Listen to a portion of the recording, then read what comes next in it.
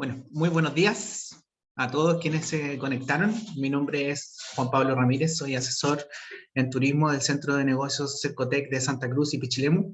Junto conmigo está Manuel Andrés Morales, también él es profesional del turismo, ya y trabaja con nosotros acá en Pichilemu. Agradecer la invitación también del equipo de Senatur, ¿cierto? Con quienes, bueno, estamos trabajando estas capacitaciones sobre formalización en empresas turísticas en el marco del trabajo que vienen haciendo con las gobernanzas, ¿cierto? Por destino en la región de Higgins. Así es que, bueno, ahora Manuel va a presentar lo que son los servicios del centro y luego nosotros vamos a comenzar ya con esta capacitación sobre formalización.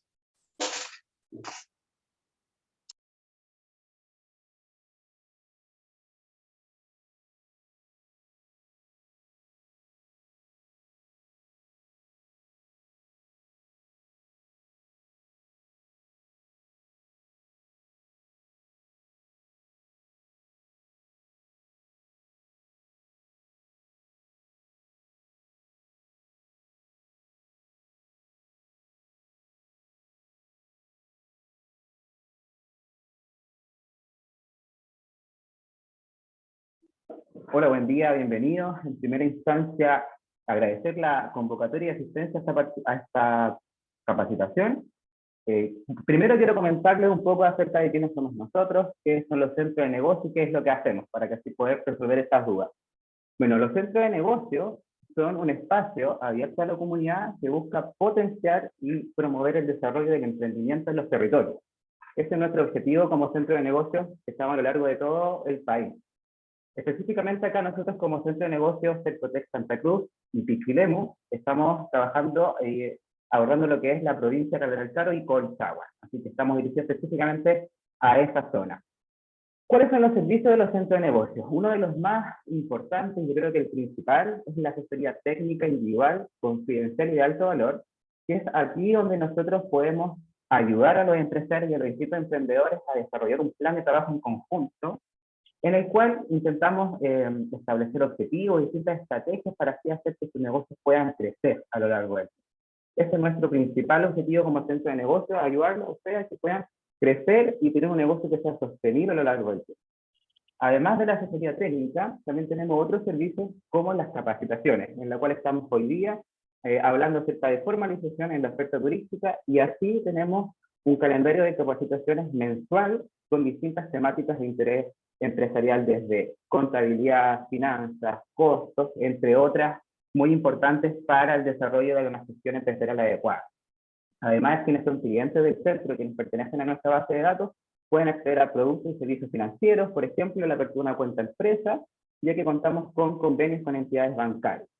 Y otro de los servicios de los centros de negocio, además, es poder acceder a investigación aplicada de negocios y de mercado, ya que trabajamos directamente con la Universidad de Santo Tomás, que es nuestro agente operador, donde podemos descubrir cuáles son las nuevas tendencias y qué está pasando en el entorno. Súper interesante también para quienes están pensando en implementar una idea de negocio, poder conocer este tipo de información.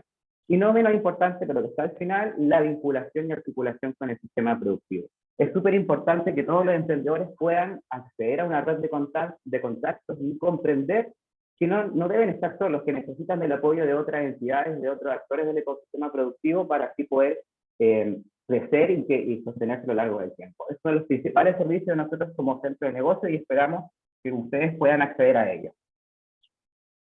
Desde ya los dejo invitados a participar en nuestras próximas capacitaciones. Como les dije, tenemos un calendario mensual, el cual pueden acceder directamente a través de nuestras redes sociales o escribirnos a través de WhatsApp. Les dejo acá nuestras redes sociales. Tenemos Facebook, Instagram, Twitter, un canal en YouTube, además donde vamos cargando todas estas capacitaciones para que las puedan volver a revisar si no tuvieron el tiempo de hacerlo de manera en vivo, online.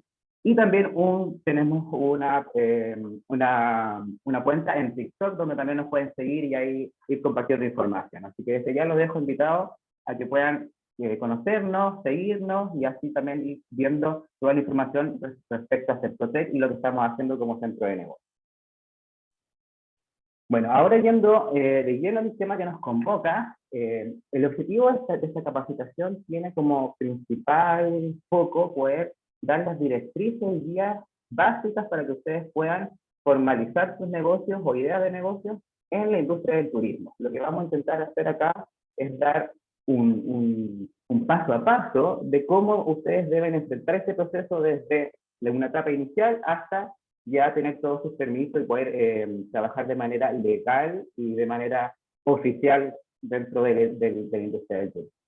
Mi nombre es Manuel Morales y soy asesor primera línea del Centro de Negocios Cercotec Santa Cruz por la oficina satélite Campi, Chile. Okay. Muchas gracias, Manuel. Bueno, agradecer a Elina y a Natalia Berríos también que nos acompañan en Cernatur. ¿Ya? Natalia Berríos será quien expondrá el registro de prestadores de servicios turísticos de Cernatur, ya una vez que nosotros hayamos terminado esta primera etapa. Bueno, lo primero que con lo que nos gusta partir es definiendo qué es turismo, ¿ya? Y vamos a entender al turismo como una actividad económica en primera instancia, ¿cierto? No obstante que la Organización Mundial del Turismo la define como un fenómeno social y cultural, que implica desplazamiento de las personas fuera de su lugar de residencia, ¿cierto? Por fines o con motivos, ¿cierto? De ocio, de vacacionales, de salud, por motivos de trabajo, etc. Y es a raíz de esta definición que se desprenden las distintas actividades características del turismo, entre ellas los servicios de alojamiento, los servicios de restaurantes y similares, ¿ya? También los servicios de transporte, souvenirs, agencias de viaje, tour operadores, etc. ¿Ok? También una de las características importantes del turismo es su transversalidad, ¿ya?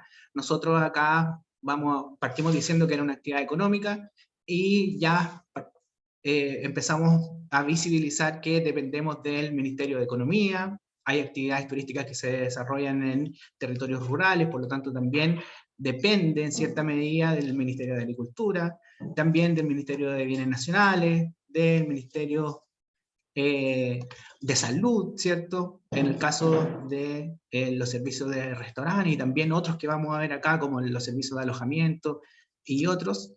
Entonces es esa transversalidad, ¿cierto? Lo que nos guía y nos vamos a enfocar en eso, en estos ministerios, ¿ya? Para esta ruta de la formalización, partiendo con el servicio de impuestos, con la constitución de las empresas, ¿cierto? Para pasarlo de nuevo con la iniciación de actividad en el servicio de impuesto interno, con el permisos de obras municipales para construcción, ¿cierto? Resoluciones sanitarias y así sucesivamente. ¿Ya? Ahora doy el pase a Manuel, quien comenzará con la iniciación de actividades.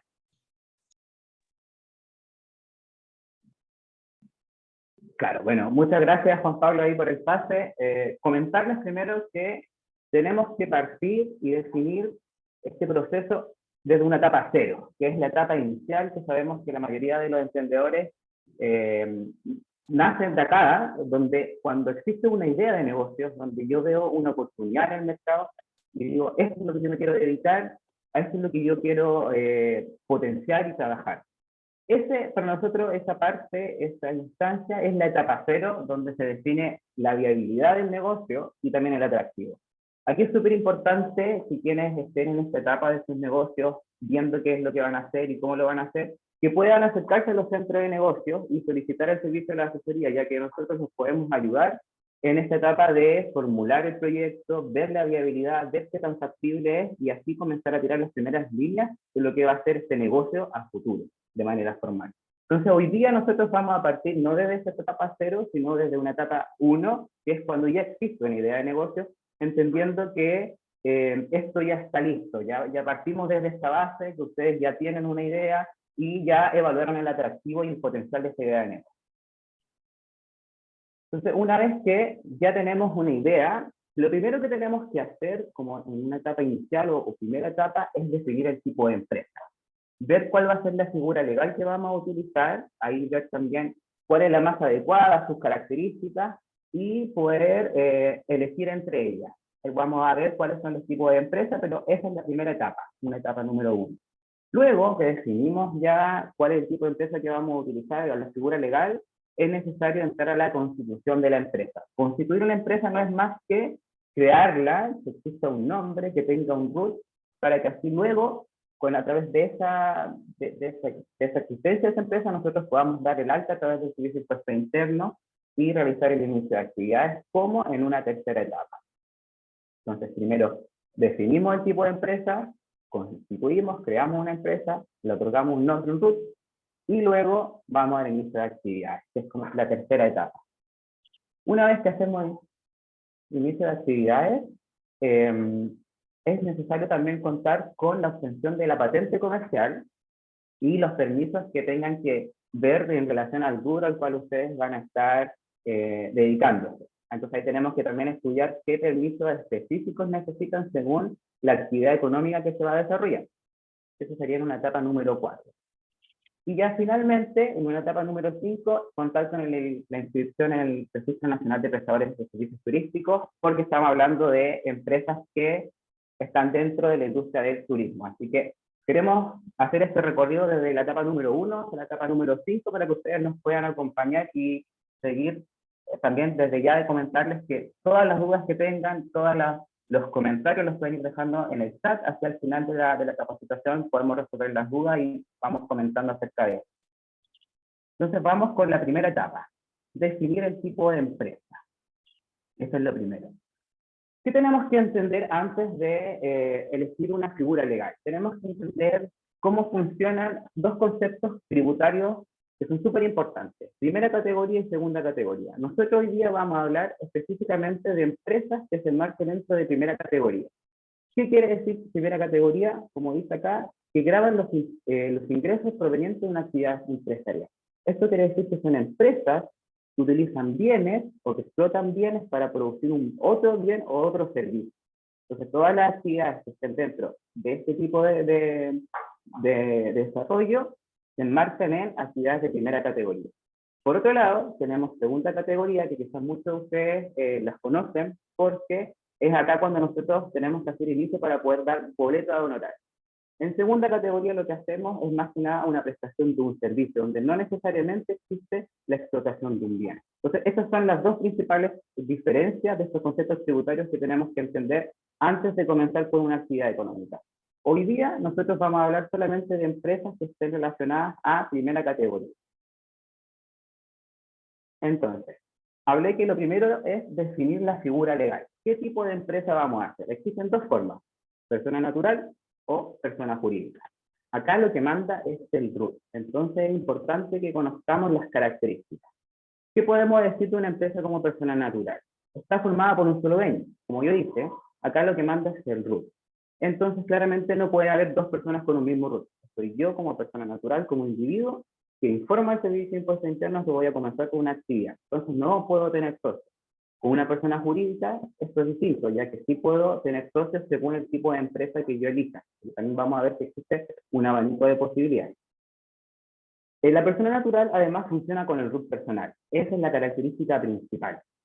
En cambio, la persona jurídica tiene un RUT empresa.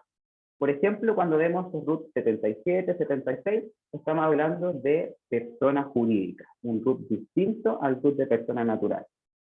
Además, la persona natural, el patrimonio de la empresa y el personal son uno mismo.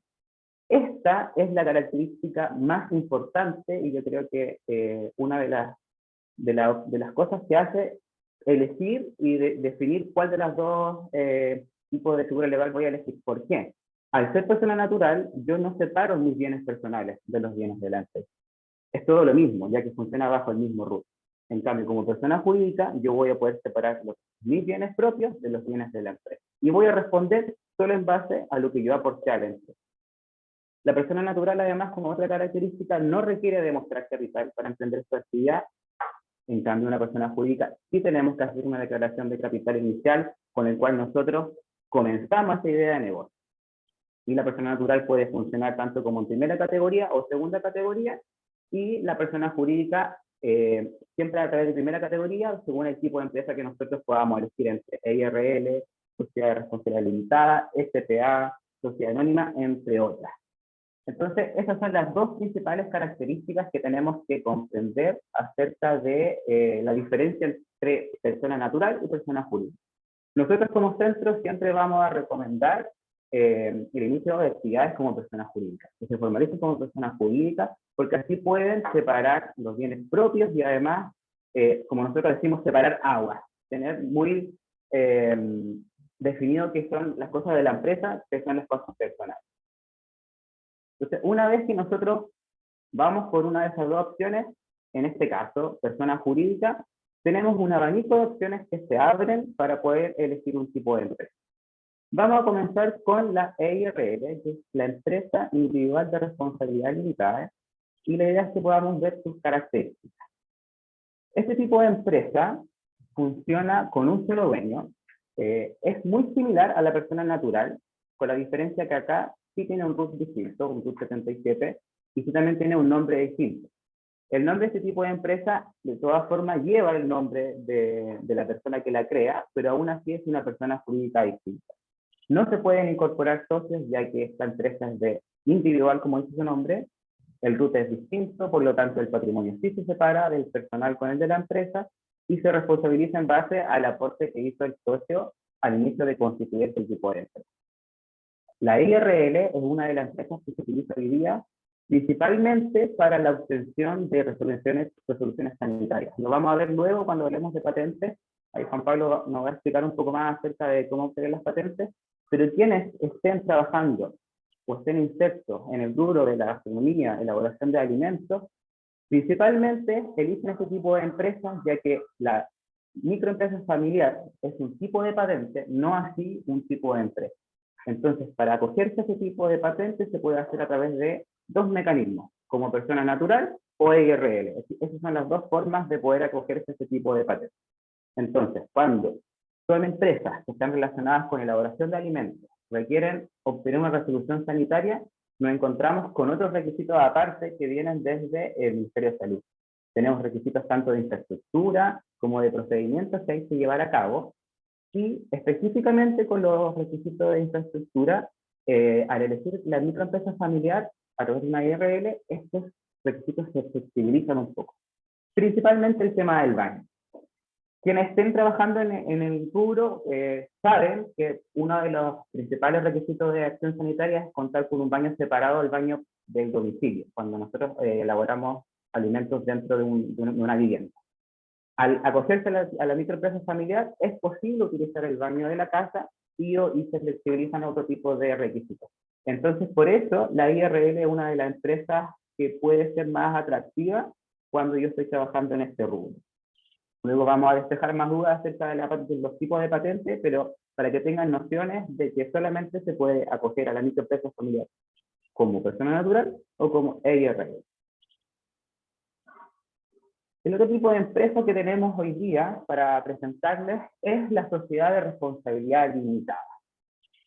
Este tipo de empresa como característica tiene que, para conformarse, es necesario contar con mínimo 2 socios, máximo 50, y esta empresa también, este tipo de empresa también es una persona jurídica, por lo tanto, el patrimonio es distinto al patrimonio personal.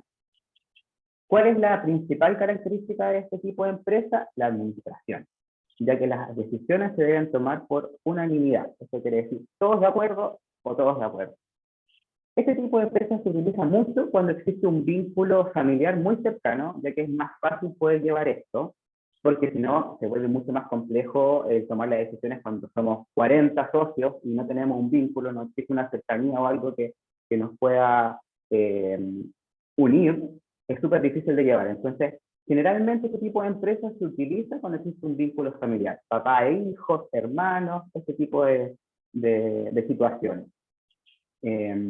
Los socios no se pueden incorporar al futuro, por eso desde que se crea es la misma forma en la que la empresa va a existir hasta el final de sus días, y los socios no pueden vender su parte sin el consentimiento de los demás, ya que hablábamos que acá la característica es la unanimidad de la sociedad de responsabilidad limitada.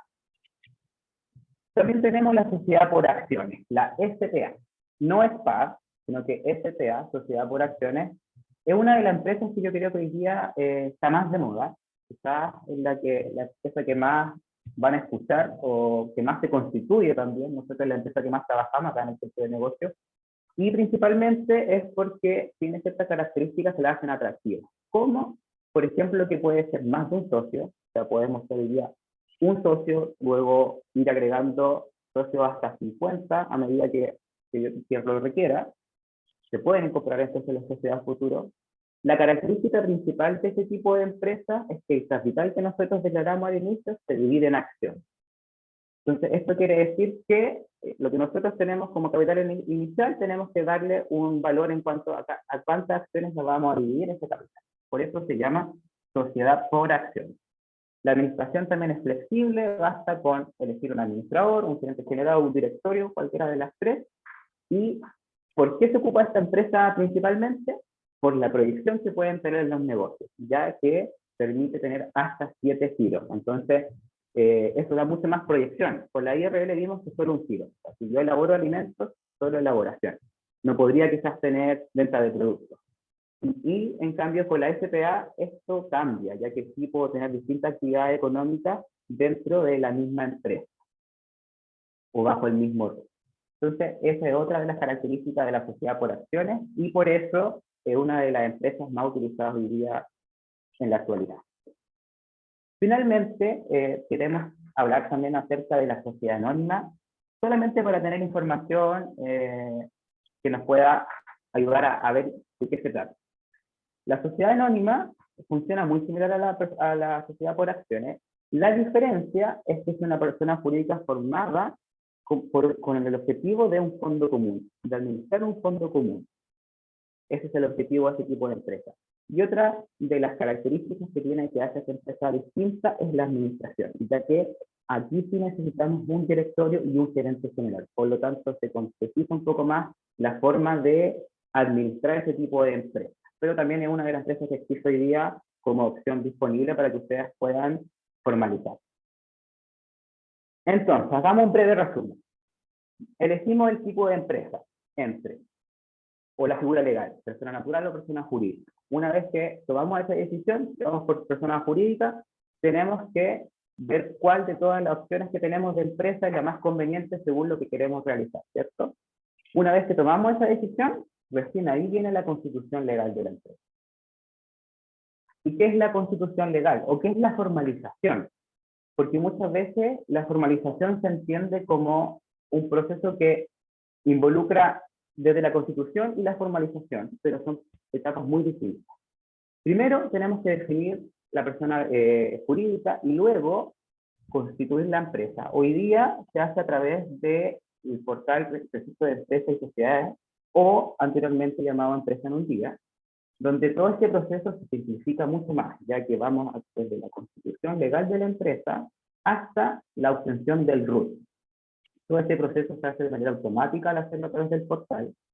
Anteriormente había que hacer esto de manera manual y ir por cada una de esas etapas, constituir primero la empresa con un abogado, que la redactara la escritura, ir a la publicación del diario oficial y luego la inscripción en el registro de comercio. Hoy día todo este proceso se hace de manera simplificada a través del portal y desde que nosotros constituimos la empresa, la creamos, luego pasamos directamente a la obtención del RUT para poder hacer el inicio de actividades y después de eso la patente comercial y los otros permisos que requiere.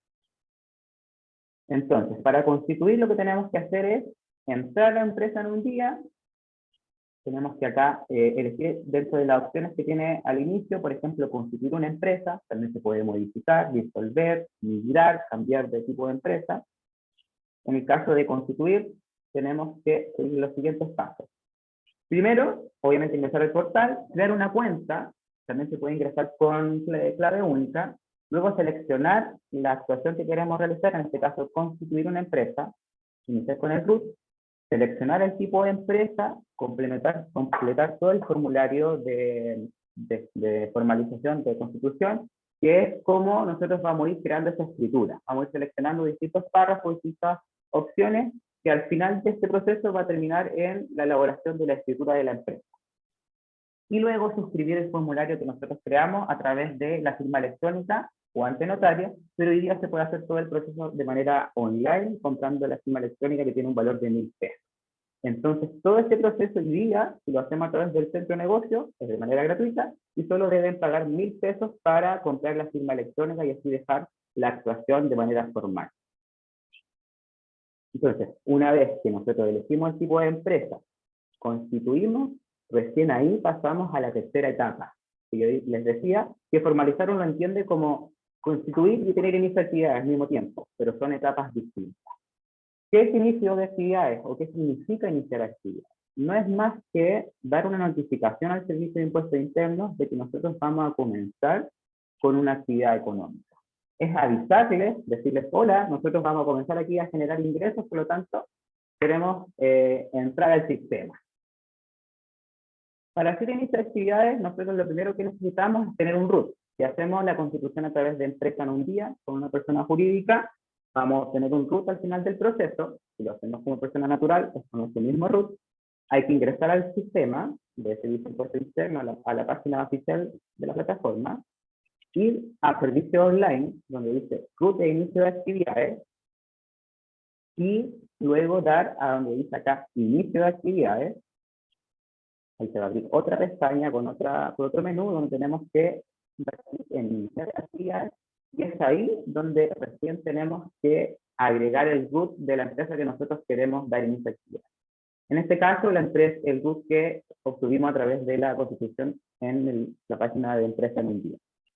Entonces, acá seleccionamos el RUT y continuamos con el proceso. Para iniciar las actividades, nosotros necesitamos además tener o declarar un domicilio tributario. Es súper importante eso, porque el emprendedor a veces no sabe que es necesario acreditar un domicilio tributario, que no es más que declarar un lugar donde yo voy a estar, donde el servicio me puede encontrar de manera oficial. Es distinto al domicilio comercial, que es donde yo voy a estar efectivamente trabajando, donde yo voy a luego a tramitar mi patente comercial. Ese es el domicilio comercial. Acá nosotros necesitamos acreditar un domicilio tributario, donde va a estar la persona, donde va a ser ubicable, y para acreditar ese domicilio lo tenemos que hacer o con un dominio vigente, con una escritura, si nosotros somos propietarios de este inmueble, o con un contrato de arriendo que permita el uso comercial. Eso es lo que necesitamos para poder hacer inicio de actividad. Y de esa forma termina el proceso dando este aviso al Servicio de Impuestos Internos.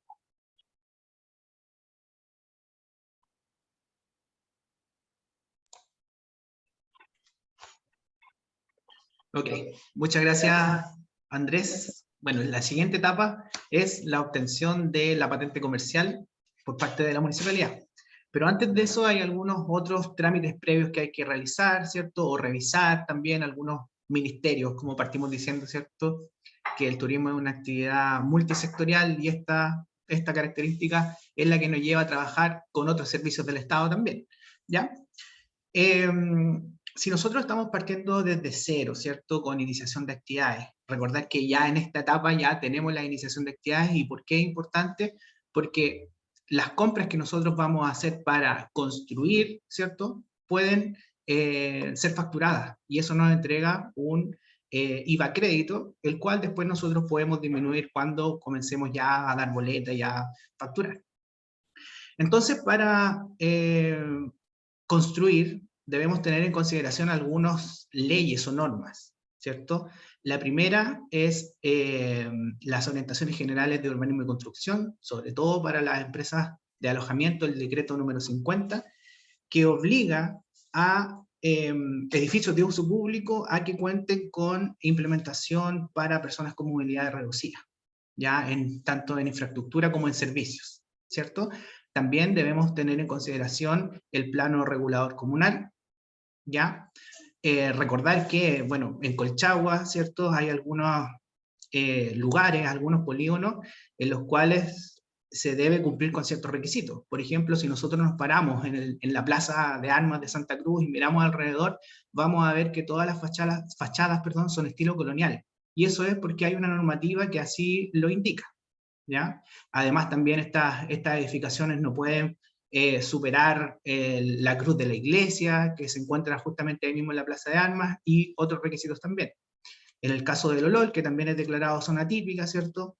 El polígono que está alrededor de la Plaza de Armas y de la iglesia debe contar con fachadas estilo colonial, ¿cierto? Con una materialidad específica, con tejas, etc. Entonces, tenemos que fijarnos en este tipo de normativas y también en las ordenanzas municipales.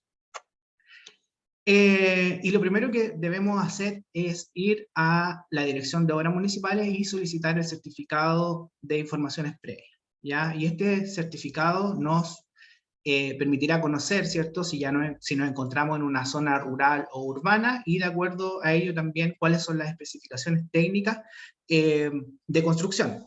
También la compatibilidad del uso de suelo, entre otras cosas, ¿ya? Nosotros ya siempre vamos a tener una noción previa si estamos en una zona rural o urbana, ¿cierto? Y si estamos en una zona rural debemos acercarnos al Ministerio de Agricultura y solicitar cambio de uso de suelo, ¿cierto? Cuando vamos a desarrollar actividades que son diferentes a las agrícolas, ¿ya? Y además también tenemos que verificar si es necesario que hagamos alguna evaluación de impacto ambiental. ¿Y quiénes son los tipos de proyectos que se deben someter a una evaluación de impacto ambiental? Construcciones o proyectos que se vayan a desarrollar fuera del plano regulador, ¿cierto? Que involucren construcciones mayores a 5.000 metros cuadrados, por ejemplo, o proyectos que involucren predios mayores a 15.000 metros cuadrados, también proyectos que contemplen capacidad de atención mayor a 300 personas en un mismo instante, proyectos que consideren más de 100 estacionamientos, ya para los servicios de alojamiento quienes contemplen más de 100 camas, para los sitios de camping, por ejemplo, quienes contemplen 200 o más sitios para acampar, y también quienes contemplen 50 o más naves en el caso de puertos, ¿ya? Una vez ya teniendo en consideración todos estos aspectos, ¿cierto? Y ir subsanándolo, es necesario solicitar el permiso de edificación, también esto en la Dirección de Obras Municipales, ¿ya? Y una vez, ya cuando nos dan este permiso de edificación, ¿cierto? Y ya construimos, nos acercamos a la municipalidad y solicitamos la recepción final de obra y el certificado de destino, donde nosotros debemos declarar el uso que finalmente les vamos a dar a la propiedad, ya sea un servicio de alojamiento, un restaurante, servicio de esparcimiento, etc. ¿Ya? Además también debemos tener en consideración distintos certificados que nos van a permitir luego obtener las resoluciones sanitarias. Entre ellas están los certificados de instalaciones eléctricas, ¿cierto?, que emite la SEC, certificados de instalaciones de gas, ¿cierto?, por la Superintendencia de Electricidad y Combustible. También tenemos el certificado de instalación de servicios de agua potable o alcantarillado que nos entregan las empresas sanitarias. Entonces todo esto nos va a servir para el siguiente paso, que es la obtención de resoluciones sanitarias. Lo principal para la obtención de estas resoluciones sanitarias, que nos las entrega el Ministerio de Salud a través de Acción Sanitaria, ¿cierto?, es contar con agua potable, ¿ya? Y Acción Sanitaria permite tres tipos, ¿ya? Uno es el concesionario público, en nuestro caso, como estamos en la región de O'Higgins, es BIO, ¿cierto?, que nos entregue un documento que certifique que nosotros estamos conectados a la red de agua potable y alcantarillado. También es permisible ser socio, estar inscrito en un comité de agua potable rural y también a un sistema particular autorizado. ¿Ya? Eso es un proyecto que nosotros debemos presentar a Acción Sanitaria de manera particular, siempre a través de un arquitecto o un profesional de la construcción, ¿cierto?, para que nos autoricen nuestro propio sistema sanitario. ¿Quiénes se deben acudir a solicitar esta autorización sanitaria? ¿Ya? Locales de alimentos, en general, ¿cierto?, ya sea para expendio, elaboración, ¿ya?, o venta, consumo de alimentos, ¿cierto? Y para eso lo regula el Reglamento Sanitario del Alimento, el decreto número 977. También todos los servicios de alojamiento, y para eso ya norma el decreto supremo número 194, también para los servicios de alojamiento u otro tipo de piscinas de uso público, ya regula el decreto supremo número 209, para actividades recreacionales, también tenemos ahí el decreto número 10, ya para camping, también tenemos ahí el decreto supremo número 301, y en definitiva también para todos los lugares de trabajo, y ahí regula el decreto supremo número 594. Ahora vamos a revisar cuáles son los que son atingentes al rubro del turismo. Antes de revisar cuáles son los requerimientos o los requisitos técnicos, tanto de infraestructura, de servicios, de equipamiento que vamos a necesitar en nuestro proyecto, la invitación es dirigirse a asdigital.minsal.cl, ¿cierto? Y simular los requisitos que les van a solicitar para la obtención de las resoluciones sanitarias. Aquí nosotros, bueno, vamos a partir con los locales de elaboración de alimentos y los contemplamos debido a que tanto Cercotec como Cernatur, ¿cierto? Indican y también declaran que los alimentos agroprocesados son parte de la industria del turismo. Y si nos vamos a la teoría también, bueno, hay marqueteros que dicen que un producto turístico es cualquier cosa que un turista pueda comprar en el destino. Y entre ellos están los alimentos agroelaborados, ¿ok? Entonces, acá hay tres tipos de resoluciones sanitarias que se podrían obtener, que es la resolución sanitaria de elaboración para alimentos envasados o a granel, ¿cierto? También la elaboración tipo procesadora, que es cuando nosotros ya, bueno, como el nombre lo dice, procesamos, mezclamos productos, ¿cierto? Y obtenemos un alimento final. Y también la elaboración tipo procesadora. También acá, otro de las resoluciones sanitarias que se pueden obtener para el sector turismo es la evaluación con consumo, ¿ya? Y esto preferentemente es para restaurantes que consideran el consumo dentro del local, ¿ok? Y también tenemos las resoluciones sanitarias de elaboración con consumo al paso, como los carritos food truck, ¿cierto?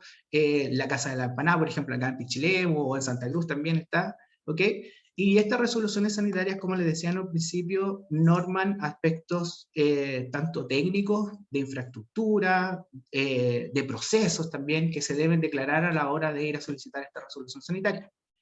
Algunos aspectos en infraestructura y equipamiento tienen que ver con que las paredes, perdón, de la sala de proceso deben ser lavables, el cielo debe ser raso, ¿ya? Las luces deben estar cubiertas por un material también que sea lavable, ¿cierto? También contar con un lavamanos y un lavaplatos, que la sala de proceso debe contar con cierta pendiente que nos permita baldear y limpiar también y que tenga un desagüe, y así, eso en el ámbito de equipamiento e infraestructura. Pero también nosotros debemos declarar procesos, ¿ya? Procesos de elaboración que no tienen que ver con los ingredientes que utilizamos o las recetas que utilizamos o la receta, no sé, de la violita y darla a conocer, no. Ya acá estos procesos van orientados a la inocuidad del trato de estos alimentos, ¿cierto? Porque, como decíamos en un principio, nosotros en el turismo somos personas que atendemos a personas, por lo tanto debemos garantizar la salud de ellas. ¿Ya? ¿Cómo se obtiene esta resolución sanitaria de los alimentos? Lo primero es contar con la autorización municipal de acuerdo al plano regulador, ya que lo obteníamos en la etapa previa, ¿cierto? En la dirección de obra. También el plano croquis de la planta de instalaciones sanitarias a escala, ¿ya? Una vez me tocó a mí regularizar una cocina y ese plano de hecho lo hice yo, no tuve necesidad de contratar a ningún profesional, ¿ya? Porque es un plano que nosotros podemos dibujar a mano. También un croquis con los sistemas de eliminación de calor, ¿ya? Que puede ser superpuesto al plano anterior de las instalaciones sanitarias. Descripción general de los procesos de elaboración, lo que yo les comentaba, que tiene que ver con el proceso de inocuidad, del trato de los alimentos y no con la receta en sí. Los sistemas de control de calidad también que vamos a utilizar, el sistema de eliminación de desechos, y aquí también hay que tener ojo que en temas de infraestructura nos pide, en algunos casos, tener una sala destinada únicamente a la basura, ¿ya? La que además también debe estar cerrada, ¿cierto? Debe contar con contenedores con tapa, debe tener una llave, ¿ya? Para lavar estos contenedores, y además también debe tener pendiente y desagüe, ¿cierto? Para lavar ahí mismo los TAR. Las materias primas que se utilizarán también declararlas y los tipos de alimentos que se elaborarán, y en base a eso vamos a obtener una resolución sanitaria según corresponda. ¿Quiénes también deben solicitar autorización sanitaria? Los servicios de alojamiento. ¿Ya? Este decreto 94 define algunos tipos de alojamiento, ¿cierto? Entre ellos los hoteles, aparhoteles, moteles, hosterías, residenciales y similares, y cuando hablamos de similares ahí nos deja abierta la puerta para otros tipos de alojamiento que no están acá, pero que después Senatur define muy bien a través de las distintas normas que tienen en calidadturística.cl. Y acá también la resolución sanitaria implica ciertos aspectos también de infraestructura, ¿cierto? Cuando nosotros declaramos la disposición de las habitaciones, de los baños, ¿cierto? De los servicios de recepción, también de los espacios de uso común, ellos nos dicen qué tipo de alojamiento es al cual nosotros nos podemos suscribir, ya sea hotel, ¿cierto? Aparhotel, cabaña, etc. Y acá, ¿cómo se obtiene esta resolución sanitaria? Ya, primero hay que llenar un formulario, ¿cierto? Con el nombre del propietario y representante legal, quien administre también el nombre del establecimiento, tanto su razón social como su nombre de fantasía, dónde está ubicado. También tenemos que llevar un croquis, ¿ya? De la cuadra en la cual nosotros estamos ubicados, ¿ok? También indicar la condición de propietario, si es arrendado, si es cedido, ¿cierto? ¿Ok? Los planos de edificios, tanto si tiene planta baja o segundo piso, también todo eso debe ir acá en esta solicitud. Acreditar el abastecimiento de agua, que puede ser, como comentábamos en un principio, la conexión a través del agua potable de la red sanitaria, ¿cierto? El bio, o agua potable rural, o si también tiene un proyecto propio, y también la autorización municipal de acuerdo al plano regulado. Y con esto ya estaríamos en condiciones de obtener la resolución sanitaria para los servicios de alojamiento. Quienes también necesitan autorización sanitaria son las piscinas, ¿ya? Y esta es una ley que empieza a regir, creo que desde el año 2017, 2019, por ahí más o menos.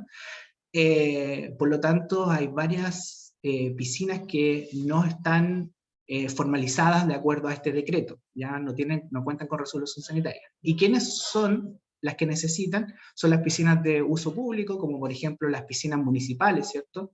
U otro tipo de parques acuáticos en los cuales se cobra una entrada, ya ese es el requisito para entrar, y también las piscinas de uso público, pero restringido, ya, que tienen una cierta condición. Por ejemplo, las piscinas de los hoteles. ¿Cuál es la restricción? Es que para utilizarlas deben ser huéspedes del hotel, ¿ya? Entonces, ambos tipos de piscinas necesitan resolución sanitaria, y también la normativa aplica a temas de infraestructura, procesos, ¿cierto?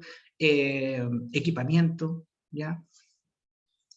En el caso de la infraestructura, solicitan que cuente con camarines, ¿ya? Que además cuente con baños separados por sexo, y además un tercer baño para personas con movilidad reducida, una sala también de primeros auxilios, la cual debe estar equipada, ¿ya? En algunos casos, dependiendo de la cantidad de personas que puedan utilizarla al mismo tiempo, se exige también un salvavidas, ¿ya? Pasamanos, rejas también, se tiene que pintar por el borde la profundidad que tiene la piscina, ¿cierto? En distintos puntos. En algunos, no, también exige pintar un círculo negro, ya eso para verificar también que el agua esté clarita, que se pueda ver, etc. ¿Ya? ¿Cómo se obtiene esta resolución sanitaria para las piscinas? Se tiene que hacer una solicitud dirigida a la Seremi de Salud, ¿cierto?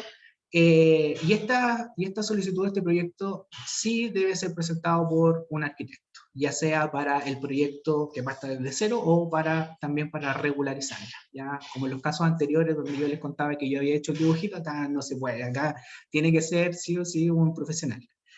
Entonces, para la instalación de la piscina se requiere contar en forma previa a su construcción con la aprobación del proyecto por el Servicio de Salud competente. Pero como les comentaba, esta es una normativa nueva, ¿cierto? Que se empieza a aplicar después del año 2000, por lo tanto hay muchas que hay que regularizar, y ahí hay que estar atentos en caso de alguna fiscalización por parte de Acción Sanitaria. ¿Ya? Entonces, bueno, la apertura requiere autorización del funcionamiento emitida por el Servicio de Salud, en este caso Acción Sanitaria, ¿cierto? Y solo podrán solicitar esta autorización a aquellas piscinas cuyos proyectos de construcción hayan sido aprobados en conformidad al artículo 3 de la norma, la anterior que estábamos viendo recién, y la autorización municipal de acuerdo al plano regulador, que permita, ¿cierto?, una piscina en el lugar. Bueno, estas son las principales tipos de resoluciones sanitarias. Ya hay otras también para esparcimiento, ¿cierto? En los cuales se regula, por ejemplo, cuántas personas pueden estar en el mismo tiempo en un espacio determinado también, que regula además el número de baños que debe existir por número de personas, etc. ¿Ya? Ahora vamos a ver los tipos de patentes, como comentaba en un principio Manuel. Existen diferentes tipos de patentes, que estas las otorga la municipalidad, ¿cierto? Existe la patente profesional y aquí es donde prima el intelecto por sobre la maquinaria, ¿ya? Por ejemplo, un psicólogo puede obtener patente profesional, un arquitecto, etcétera. ¿Por qué? Porque, como digo, prima el intelecto por sobre la transformación de algo, ¿ya? Existe también la patente comercial, ya que esta es para servicios, en el caso del turismo, ¿cierto? Y también para empresas que se dedican a la compra-venta de bienes, ¿ya?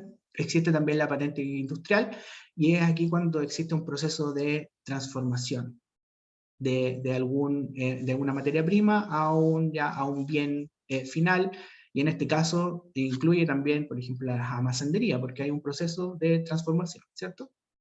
Existen también las patentes provisorias.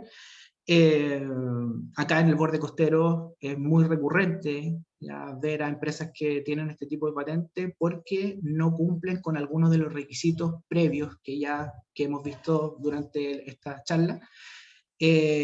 Por ejemplo, se encuentran en lugares que son inundables, ¿ya? Que están en el borde costero, ya sea cercano a la playa, cercano a alguna laguna, etcétera. Por lo tanto, les entregan patentes provisorias que pueden durar entre 3 meses hasta un año. Lo regular acá son 3 meses, ¿ya?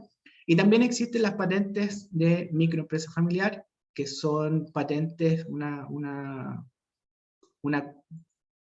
un tipo de patente, ¿cierto?, que puede ser otorgado a personas naturales con iniciación de actividades y también a empresas individuales de responsabilidad limitada que también pueden optar a esta categoría, y les permite algunos beneficios que normalmente se ven reflejados cuando optan a rubros del tipo de alojamiento. Como decía Manuel en su presentación, permite, dentro de los requisitos de infraestructura, contar con el baño de la casa para elaborar todo lo que tiene que ver con el proceso productivo de los alimentos, ¿ya? Así que eso también tienen algunos otros beneficios. A veces el pago de patentes es menor, la obtención de la resolución sanitaria también el pago es más bajo que una sociedad por acciones o que una empresa de responsabilidad limitada, etc. ¿Cuáles son los beneficios de la formalización ya llegando a esta etapa? Recordemos que esto aún no termina, falta todavía Senatur, ¿cierto? Que dentro de la ley 20.423 obliga también, dentro de la formalización, a servicios de alojamiento y empresas de turismo de aventura a registrarse en el registro de prestadores de servicios turísticos de Senatur, y eso nos lo va a decir Natalia a continuación. Pero ¿cuáles son los beneficios de la formalización? Lo primero es que estamos actuando en conformidad a la ley, ¿cierto? Lo segundo también es que podemos acceder a nuevos mercados, porque hay muchas empresas ya que podrían ser nuestros clientes que siempre nos van a exigir un documento tributario para acreditar esta compraventa, ya preferentemente una factura. ¿Por qué? Porque con esa factura estas empresas clientes nuestras, ¿cierto?, pueden rebajar impuestos, ¿ya? Perdón, IVA crédito, ¿ya? También pueden acceder a acceso a financiamiento tanto público como privado, ¿cierto? En el caso de Cercotec tenemos la línea Crece, ¿cierto? La línea Recupera tu Pyme también ahora en estos momentos. Corfo también tiene muchos instrumentos para empresas que ya están formalizadas. Los bancos también, ¿cierto? Le da más garantías una empresa ya formalizada a la hora de tramitar crédito, ¿cierto? Y le da también mayores beneficios, ¿ya? Y también, bueno, permite entregar mayor confianza al cliente porque hay respaldo de una marca detrás, ¿cierto?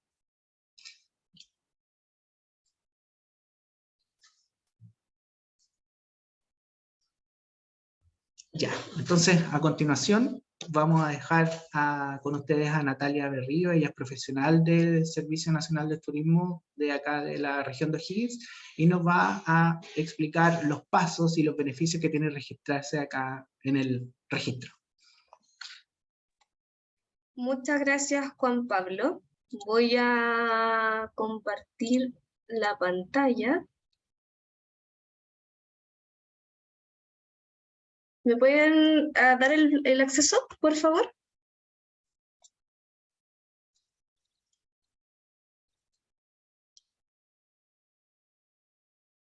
Ahí.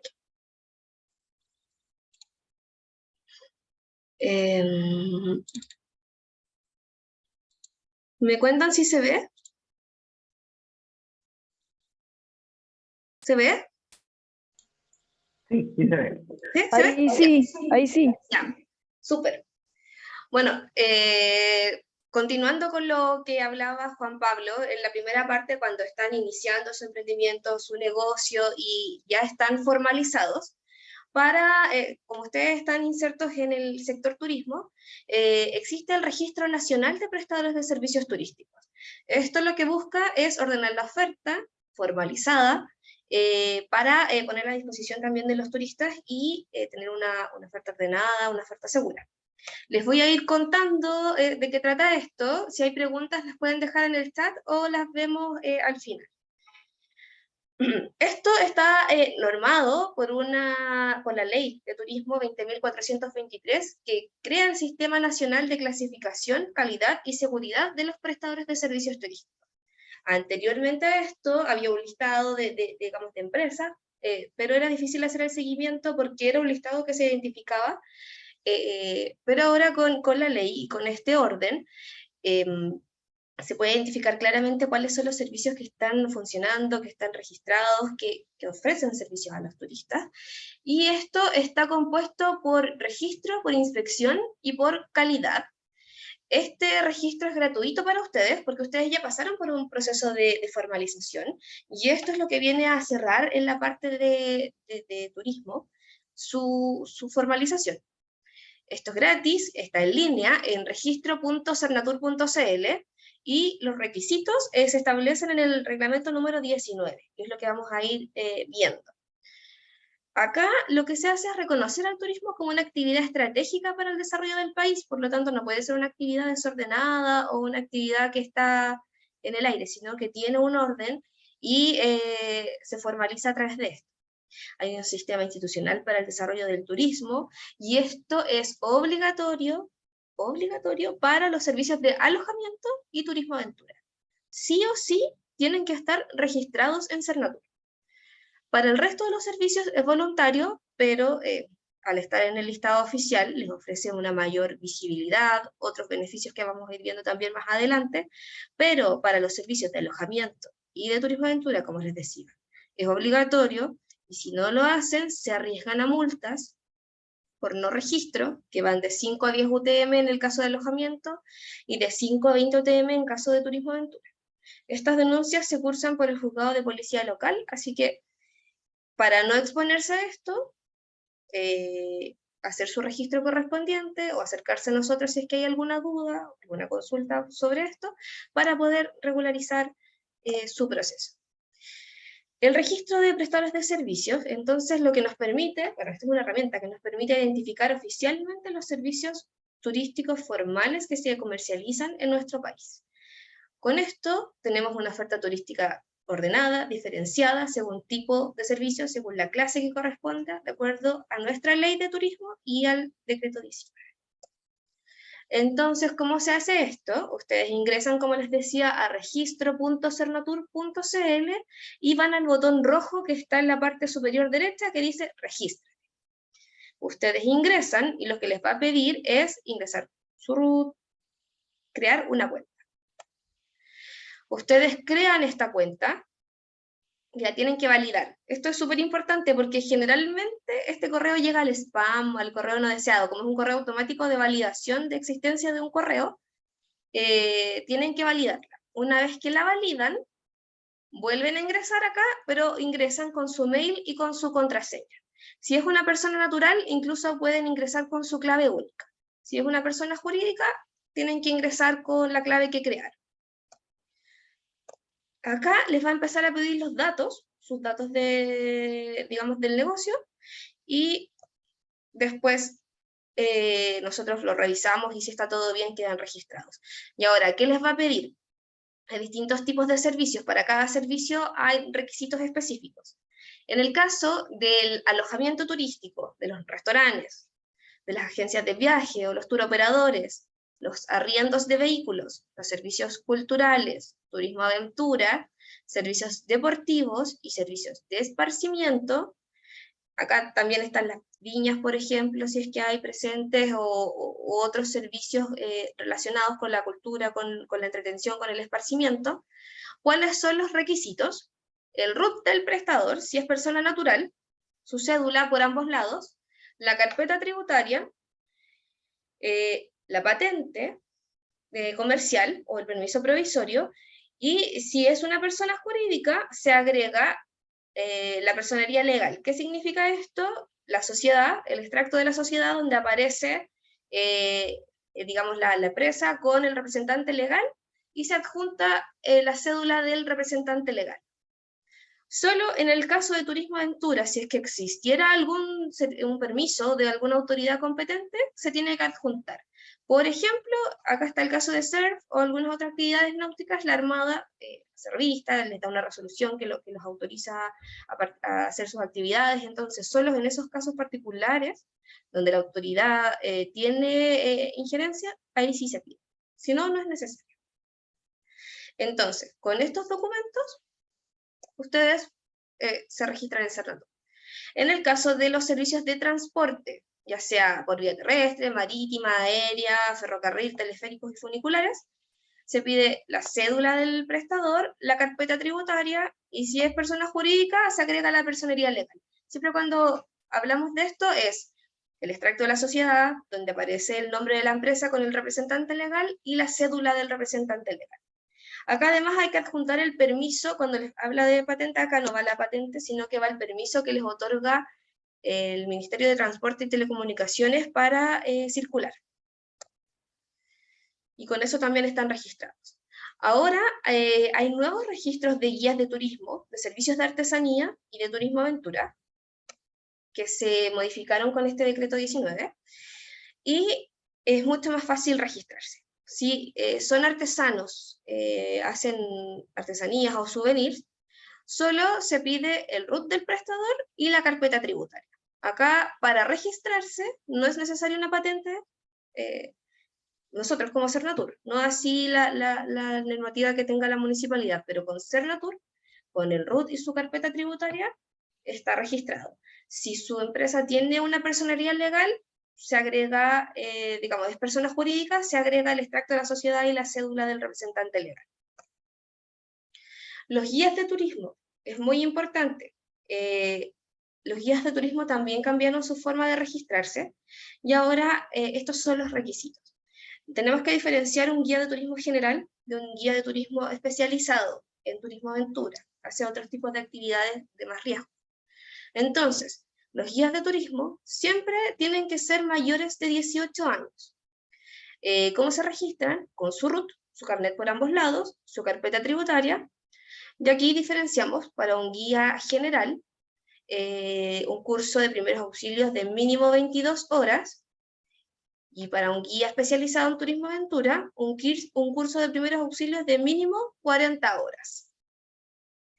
Más alguno de los siguientes documentos, tiene que ser uno de estos, no todos.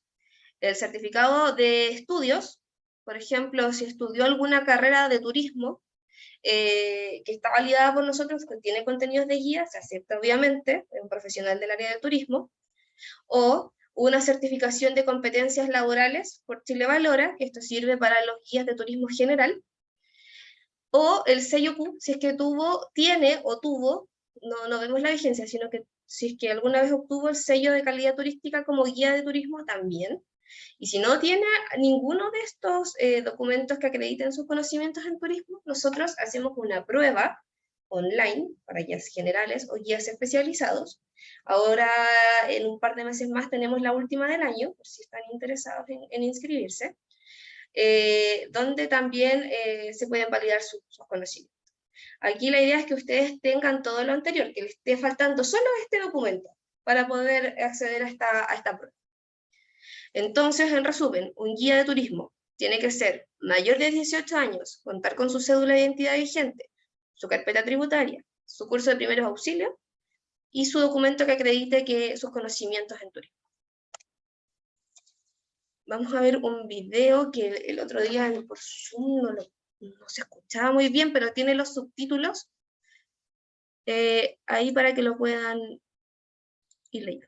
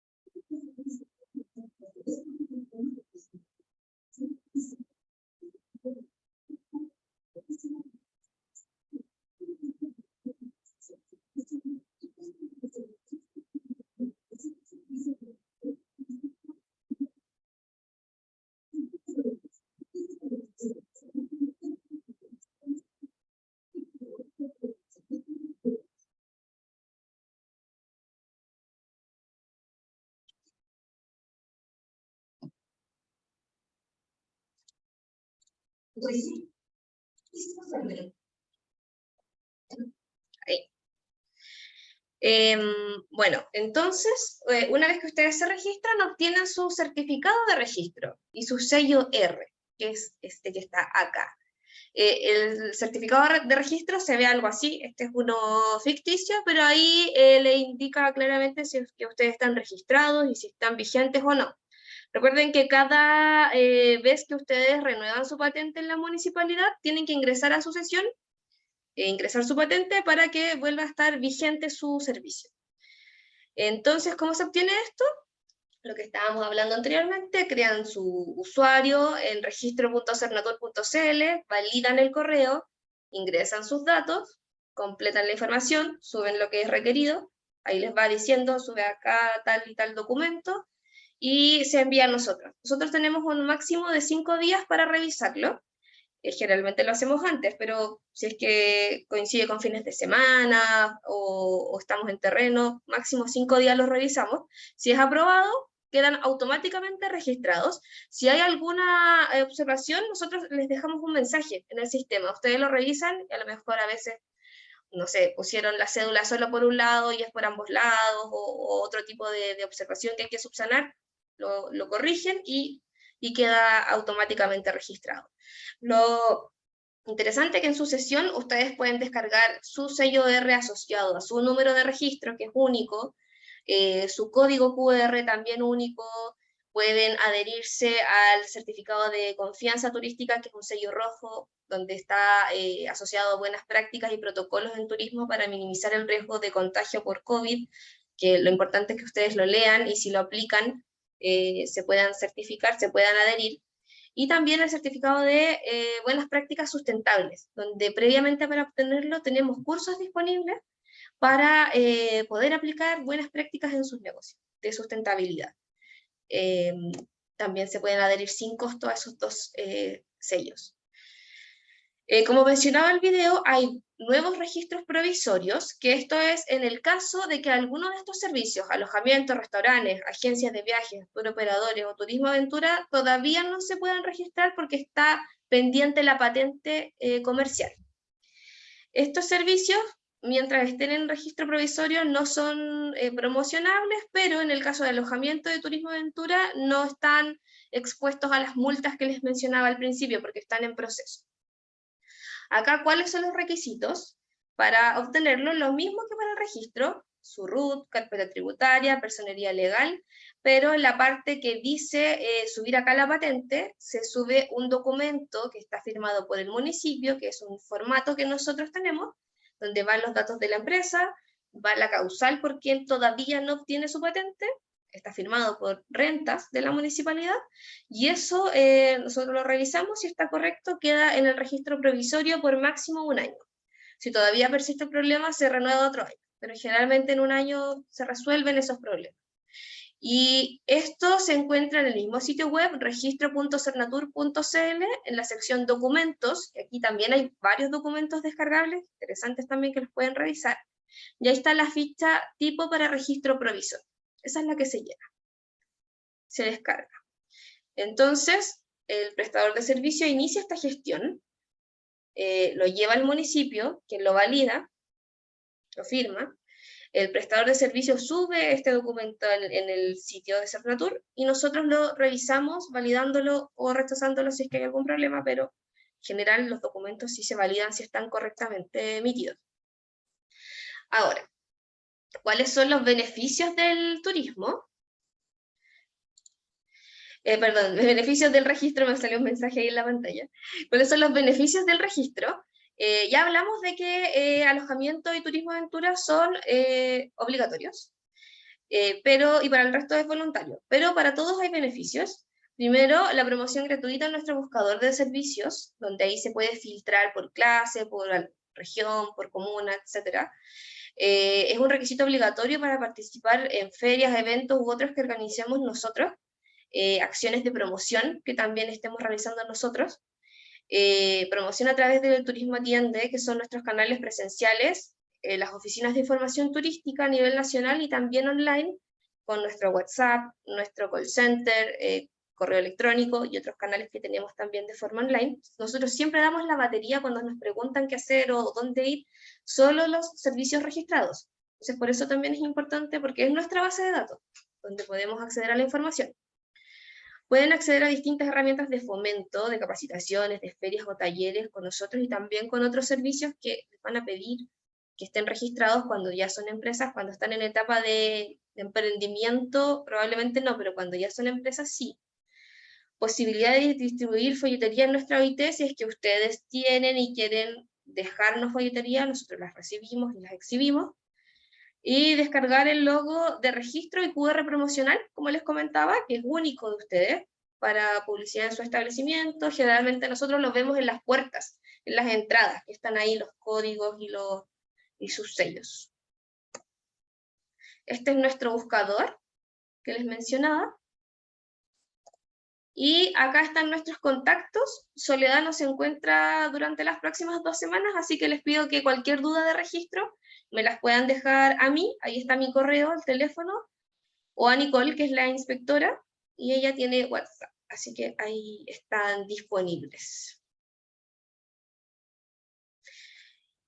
Eso, no sé si hay dudas o consultas.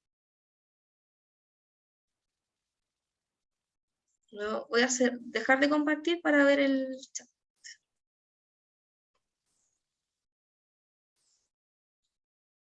Si alguien quisiera consultar, también puede levantar la mano. La Romy dice que está súper claro.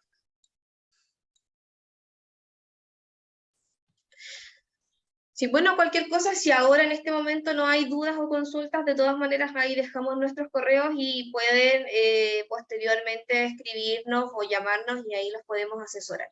Generalmente eso hacemos para que también puedan dar cumplimiento a la normativa. ¿Juan Pablo? Sí, bueno, nada más agradecer a todos quienes nos acompañaron. Aún tienen un minutito, no, tienen tiempo, no sé si nos quieren hacer alguna pregunta a nosotras, Manuela, Natalia, a mí, al respecto de lo que hemos conversado hoy día.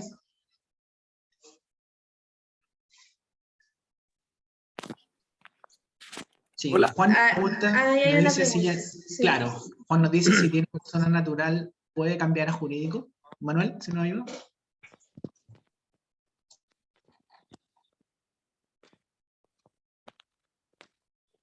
Ese es en el caso de, bueno, en el caso de Cernatur, al menos en el registro de Cernatur, sí, por ejemplo, pasa mucho que al principio estaban registrados como persona natural y después cambiaron a persona jurídica, que probablemente le voy a explicar el Centro de Desarrollo, tenemos que hacer un nuevo registro porque está siempre asociado a su RUT. Así que nosotros hemos hecho varios que detectamos o nos indican que cambiaron su persona jurídica, entonces volvemos a hacer su registro con su nueva persona jurídica en este caso. Claro, y respondiendo a la pregunta de Juan, yo ya hice mis actividades como persona natural y ahora quiero ser una persona jurídica. En este caso, lo que tengo que hacer es dar término de giro a mis actividades como persona natural y constituir una nueva empresa y comenzar desde cero como persona jurídica, en este caso.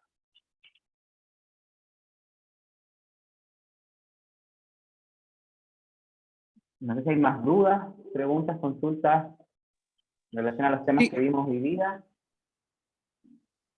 Hola, ¿cómo están? No Hola, sé si me Héctor. escuchan. Sí, se escucha. Hola, Héctor, sí. Cuéntanos. Ya, hola, Elina, te saludo cordialmente de acá. Sí, yo tengo unas dudas. A ver, nosotros llevo 2 o 3 años organizando a la gente de mi pueblo acá para hacer un circuito de turismo rural, en el cual aún no hemos hecho ninguna actividad. Me he dedicado principalmente a levantar la cultura del pueblo, el patrimonio histórico. Y he avanzado en otros asuntos, y ahora ya estamos llegando al punto al cual vamos a avanzar justamente en esto, la formalización. Tengo un grupo de personas locales que quieren trabajar y aumentar esta ruta, este circuito rural acá en Roma, que somos alrededor de, bueno, soy de Colchagua, de San Fernando. Alrededor de 13 personas las que vamos a participar. Entonces, aquí yo estoy haciendo 2 trabajos: organizar a la gente del pueblo, en la cual yo también voy a participar con ellos, y paralelo a esto yo me estoy formando como tour operador. Entonces, en la consulta mía va por el lado del tour operador. Con respecto a todas las ramas que uno quiere inscribir en su registro o la solicitud de servicio, yo me identifico como tour operador, en ciertos aspectos me identifico como guía y también me identifico como vendedor de souvenir. Pero también vi otras más que estaban disponibles, que nos van a servir a desarrollar de mejor forma el trabajo, que pueden ser compatibles con la gente del pueblo. Mi pregunta es, ¿dónde encuentro disponible el abanico de posibilidades o el abanico de servicios a los cuales yo me puedo inscribir? Porque no soy nuevo en esto. estamos empezando. Entonces, ¿dónde? Me imagino que están disponibles en la página de Cernatur. O Claro. tiene que ver con el servicio de impuesto interno también. ¿Lo puedo ver allá o eso necesito saber? Gracias. Bueno, ahí depende si están formalizando, si están iniciando actividades, primero siempre va a ser con el servicio de impuesto interno. Y esos códigos que ustedes elijan después van a estar asociados a su registro de Cernatur. El registro no es solo único, a lo mejor no tiene que elegir uno de todos. Podría registrarse como tour operador, podría registrarse como productor artesanal, como guía de turismo, podría registrarse de muchas cosas. Siempre va a ser asociado, por ejemplo, a su RUT, si es persona natural, y dentro de su misma sesión va agregando distintos servicios. No es necesario después agregar todo de nuevo, porque como ya ingresó su carnet, como ya ingresó su carpeta tributaria, después va agregando servicios solamente. Entonces, es mucho más fácil. Sí, mi pregunta va, ¿dónde encuentro disponible todo el abanico de...? Bueno, claro, en la página de Cernatur, en la página de registro.cernatur.cl, y también vamos a compartir esta presentación donde está digamos lo que El hablamos abanico. recién, y específicamente, así como qué es lo que significa cada uno de los servicios, está en el decreto 19, que está disponible en registro.cernatur.cl, en la sección documentos. El artículo 3. Usted lo ve y dice, por ejemplo, alojamiento significa tal, tal, tal. Yo justo ahí copié ahora en el chat uno de que me estaban preguntando. Entonces ahí aparece como súper detallado qué es cada uno. Y si usted quiere registrar 1, 2, 3, 5, 10, puede hacerlo perfectamente. Listo, Natalia. Quedo conforme. Muchas gracias. Gracias. Aprovecho de agradecer la instancia. Yo tengo una pregunta, Romy Barra de INDAP, pero es para el niño del centro de negocios. ¿Se me escucha o no? Sí, Romy, se escucha. Ah, ya. Oye, es que, ¿qué pasa si hay una sociedad, por ejemplo, de 2 personas y son limitadas? ¿Se pueden cambiar a SPA? Hola Romy, mira, sí, se puede migrar a una sociedad por acciones siempre y cuando ambos estén de acuerdo, ¿ya? Porque esa es una de las características que tiene la responsabilidad limitada, es de que todas las decisiones tienen que tomarlas siempre los dos. Es como una suerte de matrimonio civil. No es el caso así de las sociedades por acciones, ¿ya? Que, por ejemplo, si uno de los socios se quiere salir de la empresa, no es necesario que tenga que comunicarle al otro, ¿ya? Por ejemplo, este año en una sociedad por acciones podemos tener una reunión de sociedad los dos y resulta que después del año que viene hay una nueva junta de socios y nos podemos encontrar con personas totalmente diferentes porque venta de acciones se hacen sin preguntar, ¿ya? Pero de responsabilidad limitada, sociedad por acciones se puede, como digo, siempre y cuando exista esta decisión entre ambos, decisión mutua. Ya. Ok, Y para gracias. complementar ahí, bueno, el trámite de la solicitud de fusión, o sea, de migrar de limitada a SPA, se hace directamente también en empresa en un día. Ahí también está la opción. Bueno, hay que ver ahí si la empresa se creó en empresa en un día, pero está la opción también de hacerlo directamente a través del portal. Ya, súper, gracias.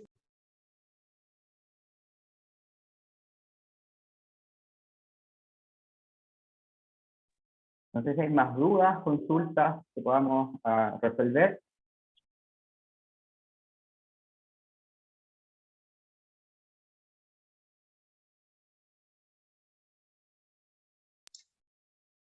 Ya, parece que no veo a nadie levantando la manito ni tampoco escribiendo en el chat. Así es que, bueno, agradecer a todos los asistentes. Ya, como digo, esta capacitación la hicimos en conjunto con el Servicio Nacional de Turismo, ya, de la Dirección de O'Higgins, en el marco de este plan de trabajo que tienen con la gobernanza por destino.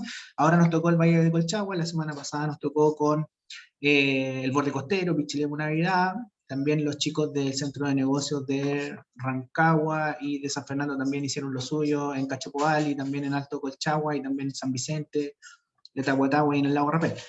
Así es que muy agradecido a Elina, Natalia y a todos quienes nos acompañaron. Gracias también, Manuel. Que estén súper bien. Chao, chao. Chao, Gracias, que estén bien. chao, que estén bien. Muchas Chao, gracias. Muchas gracias, chao.